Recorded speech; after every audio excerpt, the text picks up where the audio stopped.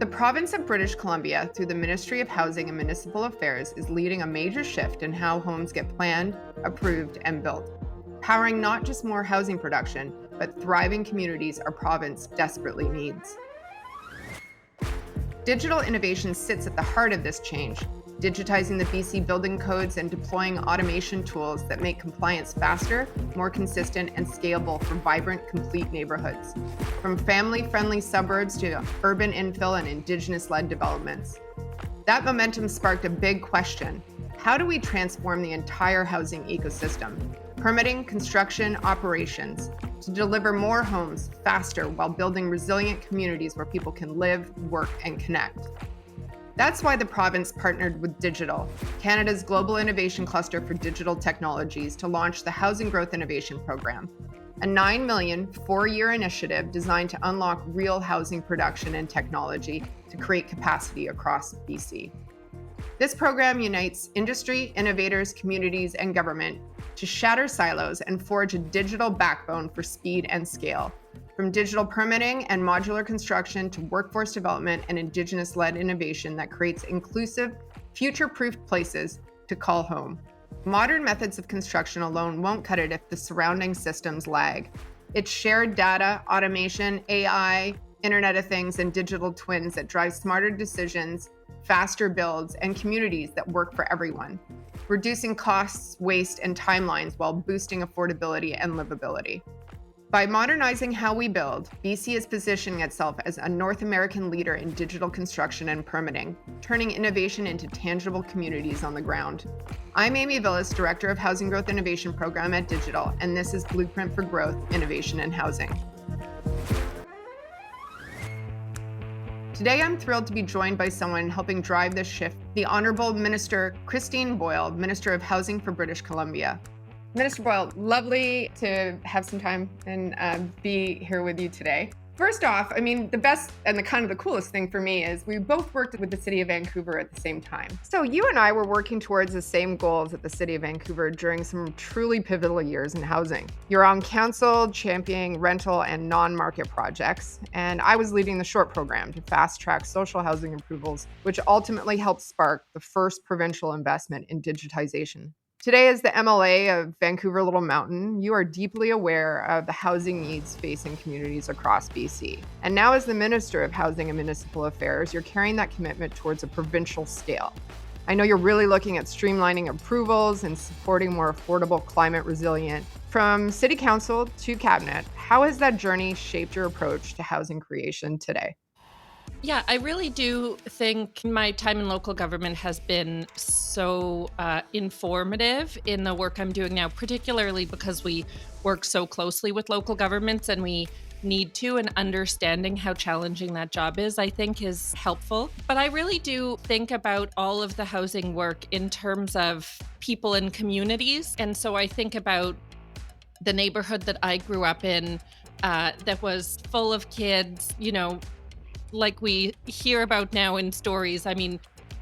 Kids running around playing kick the can in the street until someone's parent, usually someone's mom, kind of sent everyone home for dinner. We had a lively community, and I want that for everyone. And I know that means neighborhoods changing in their form so that they can retain that vibrancy in their character. And that has been really important for me in how I think about housing, and that's that human-centered piece connected to a climate piece, really, the kind of walkable communities, connected communities that we know we need to reduce emissions and to build resiliency. Those pieces are what gets me excited about streamlining processes and building better homes more affordably and more quickly. I can get really nerdy about that, and I am excited that we get to be nerdy about that together for a little bit.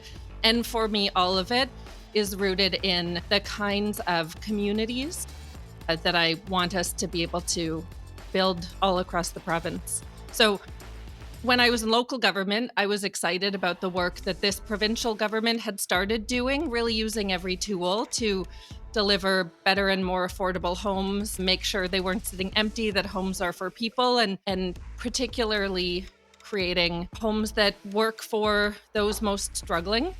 Incredibly honored to get to be in the role I am now and keep doing that work. Yeah, I agree. I think it all comes down to understanding those visions for those communities, understanding the needs. And I know that there's been some great work around the needs assessment on what are we building the right type of housing. And through the use of innovation, we're able to get more data to help better inform our policy decisions and move forward using different innovative tools to help design. We're working with the Malahat Nation on a first use of generative design, like that kind of concept of are we building the right thing in the right way for the communities for sure, and at that heart. So I honor that work, that it's fantastic. And I mean, that brings me to my next question, which is about partnerships. So our partnership with the province here at Digital has been, for me, the past 2 years working alongside has been fantastic to see the strength and the growth of alignment and provide that neutral role in an ecosystem of bringing the private sector and the public sector together has been key. And we've been able to take the investment of the province and take $6 million and invest in some really cool technology and individuals to see a growth of over 13 million. And so I think those partnerships are a real key to driving change.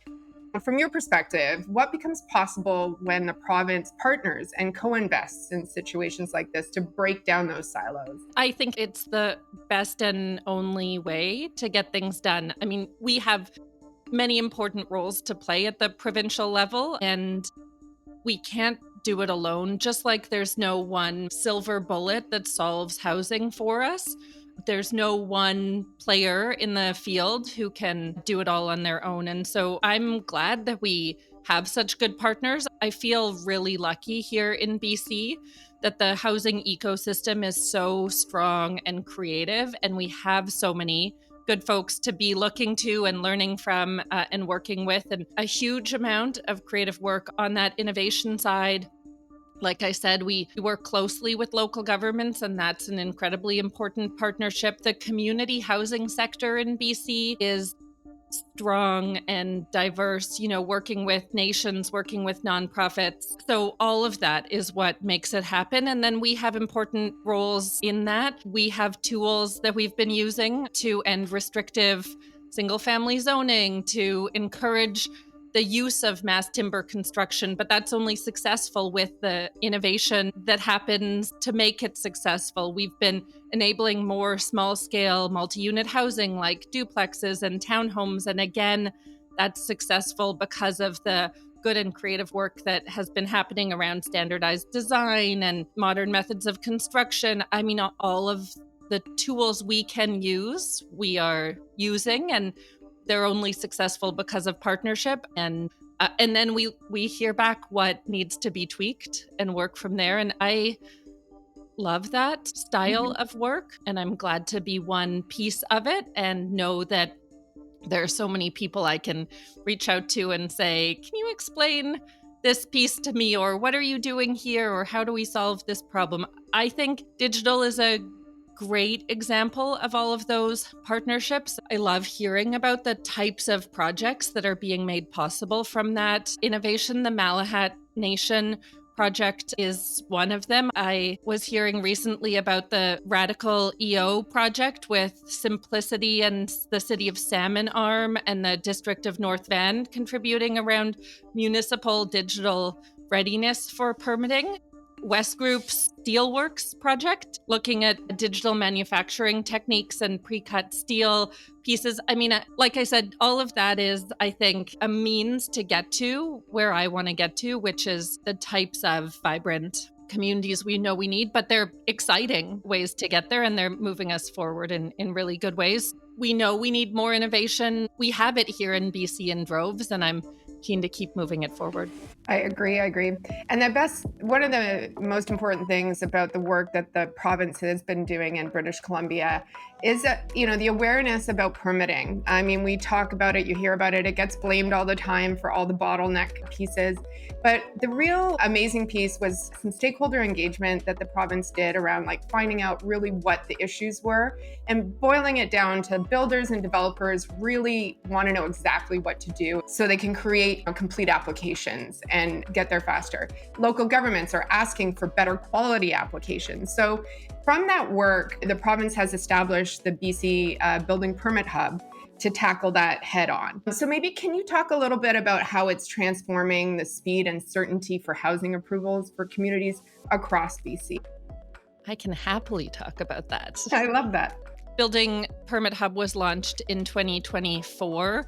Like you said, a lot of work really teasing apart where the challenges were all the way along the line and what could be done to improve the processes and improve the speed, which we know ultimately also reduces costs, which is so important. So the Building Permit Hub makes it easier for builders to submit applications online through a streamlined and standardized approach, and it helps local governments receive and review applications online. It helps local governments by automatically reviewing the submissions to ensure they're compliant with key parts of the building code, checking the completeness, providing a pre-evaluation for compliance with parts of the building code like the energy or zero carbon step codes. So it's really moving things along in a faster way, and it allows folks in local government to then be more creative with the time they have, so they're not stuck checking every line and slowing things down in that way. That time gets to be spent on the bigger pieces.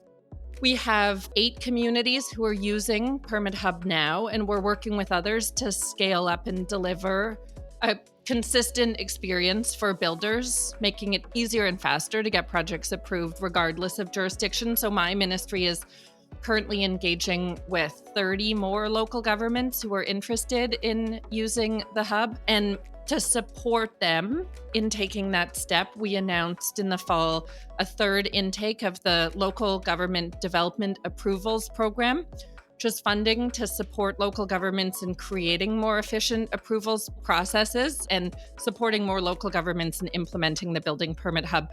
We know it's a useful tool. And of course, in local governments, everyone is stretched, and the work it takes to get over that hump to train up and be ready to use a new tool can be daunting. And so the Local Government Development Approvals Program is to help local governments get there.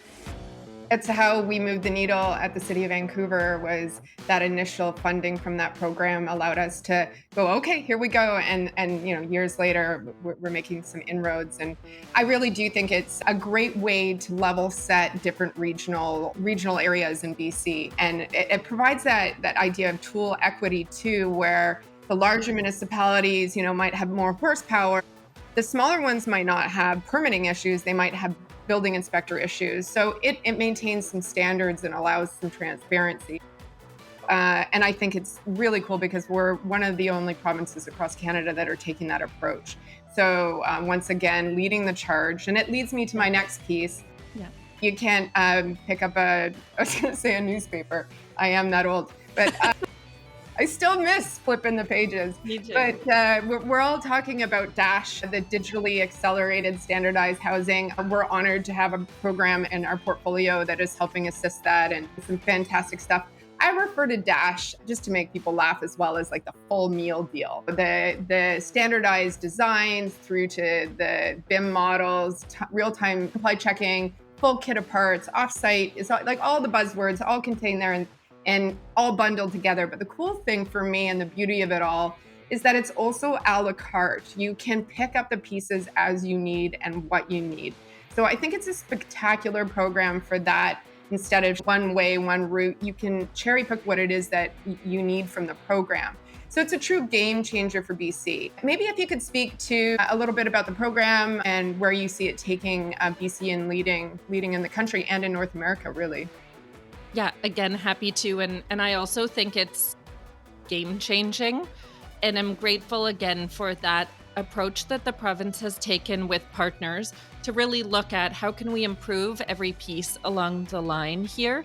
So DASH, Digitally Accelerated Standardized Housing, is a Made in BC online platform helping developers, home builders, and nonprofits design and construct. It's currently focused on 3 to 6 story buildings. That's what we knew would make the biggest difference to start out, and focused on helping build them again more quickly and at a lower cost using products manufactured in BC. It's a first in Canada, and it replaces traditional review and construction methods with a modern industrialized approach. I have gotten to look around the online tools of it and be walked through it. It's incredible, as you say, all of the pieces all put together in there. The goal, again, is transforming the way we deliver affordable housing so that we can build these vibrant communities that we know we need. When it's fully implemented, Dash will, and already reducing approval times for pre-zoned sites with partner municipalities, translating design into prefabricated components, reducing time in development phases, reducing construction costs, reducing carbon emissions, improving safety for workers on site through standardized construction and prefabrication, improved labor productivity within the residential construction sector, which we know is needed as well. And again, all of it so that seniors and families and folks working in our communities can find a good home faster and more affordably. Excellent. And as we talked about earlier, that idea of tool equity. So, you can log in whether you're a small local government or small builder and have access to the same tools. And it sort of provides more opportunity and level setting to unlocking the use of the land. Yeah, and it's been one of a number of places where BC's been leading in the country, and I was glad we had a meeting of provincial and territorial federal housing ministers all together, and Dash came in and did a presentation on their work to housing ministers across the country, and I'm just so proud of the work that we're doing, and to get to see others pick up from it, I think is great. I totally agree, and love the team involved in it. They're a fantastic group of public and private companies. It's amazing. Leading that, I love hearing that nugget. It makes me really proud and happy too. On the federal alignment, as we just discussed, we really are moving the needle in industrialized and modern methods here in BC with the prefabricated and digitally enabled approaches. Build Canada Homes, you can't walk around town and not hear about Build Canada Homes and the term modern methods of construction. And for me, the modern methods of construction, the digital backbone is very, very, very important. But the work that the province is doing, maybe if you can dig into a little bit about those conversations you're having around those roundtables with other ministers from other provinces and how we're aligning with that national goal. Because I do find, when we're out here on the West Coast, there is a bit of a divide at times with what's happening in Ontario. And we've been spending quite a bit of time, or I spent quite a bit of time in Ontario this summer, sort of helping pull that narrative to the West. And we just had a lovely convening of all the modern methods folks in town recently. So I know they'd love to hear how, on your perspective, where we see BC playing on the national level. Yeah, I continue to be really proud of the leadership that's coming out of BC on modern methods, on digitization, as well as all of these other policy tools that we have been leading on. We were out front on our policy and regulatory tools around short-term rentals ahead of other provinces, and it's made a huge difference in returning thousands of good long-term rental units onto the long-term housing market and allowing more people to find homes in their communities. BC has been leading on our Indigenous Housing Fund. We were the first province or territory to fund on reserve housing for Indigenous people, which is a federal responsibility, but we knew it was a challenge and a significant gap here in BC. Both, I think, steps to be really proud of. The work that we're doing around land use and ending restrictive zoning is leading across the country as well. I also wanted to just mention, we announced an MOU with Quebec recently that was, again, I think an example of the work we're leading on and the work we can partner on across the country. The agreement really positions BC as a Canadian leader in construction innovation. We're working together on shared goals in the construction sector, improving building codes and technology to make it easier to build more homes. And we've agreed to work toward an agreement to share intellectual property and help advance other priorities. Some important shared priorities with Quebec around climate-friendly construction and the digital permitting piece. So we are keen to work in partnership. We're keen to share what's working here because it can work elsewhere, and to keep learning from folks across the country and evaluating what best practices are working elsewhere, so we can bring them back home to benefit British Columbians as well. I love that. And I do think, like, we can all run around in our silos from time to time, and we see proof of concepts come over and over and over again. And I'll get pitched an idea weekly about something, and I'm like, yeah, well, I've seen that before. You should talk to this person. And It's no different across the provinces, where it's like the more we can open up our cupboards and provide, learnings of our discoveries, the faster we'll all get to that place. And, industry is really screaming for standardized codes. And the only way we're going to do that is to break down, take a regional approach, but break down how we share and create a new digital landscape with our regulatory environment as well. So super cool. Okay, I know we're going to run out of time in a sec. So I've got a couple questions, and I ask every one of my guests these questions because I love the varied answers depending what seat. And you hold one of my favorite and most interesting seats to hear how your take on this, which I can't wait. The big question is, if Canada invests in a digital technology or innovation right now to truly accelerate housing. Like I said at the beginning, what really drives me is this vision of vibrant communities, of people knowing their neighbors, of people being able to find a good, affordable home they can raise their kids in or retire in. Those human stories that I get all the time. You can imagine in a public role, people come up to me at the grocery store and my kids' soccer game and everywhere else to tell me their housing stories or challenges or complaints and concerns, the whole gamut. And I'm happy to hear all of them, because all those stories make up the future that really drives me, where everyone in BC has a safe home in a community that they love and that they can afford. All of the rest of these tools are what get us there for me. That future means permitting approvals that take days, not weeks. It means housing projects moving from concept to construction in months and not years. And it means investments in innovative construction methods in mass timber and prefabrication becoming the norm, and getting from interesting and creative idea to our standard practice. I can see us getting there, and I'm excited to one day, from that future position, look backwards and talk about the path it took to get there. In the same way we describe newspapers to our children who think it sounds very old-fashioned. So I'm so grateful to be on that path and with so many good people. And we know I think we, big picture, know what we need to do to get there. And the devil's in a lot of the details, but the more that we're learning from one another and moving there together, we figure out those details as we go. I agree. And I think what I appreciate is I wrote a mission brief when we first started this program to see, what is our call to action here. My ended call to action was that every community in BC can build the homes that they need for their community. And that is completely where we align. The technology, the people, the partnerships, the knowledge sharing, all of those things are going to support how we can build faster and increase those housing production numbers, which is ultimately where we need to go. And I haven't seen a sector so jazzed to accomplish that. It's pretty rad. It's pretty cool. So I'm so grateful for your leadership, for you joining, for your support to digital. This program has been and continues to be quite the success in the sector, bringing folks together. And I'm honored to be able to do my part in helping those communities get those homes that they so much need. So I thank you for the conversation today.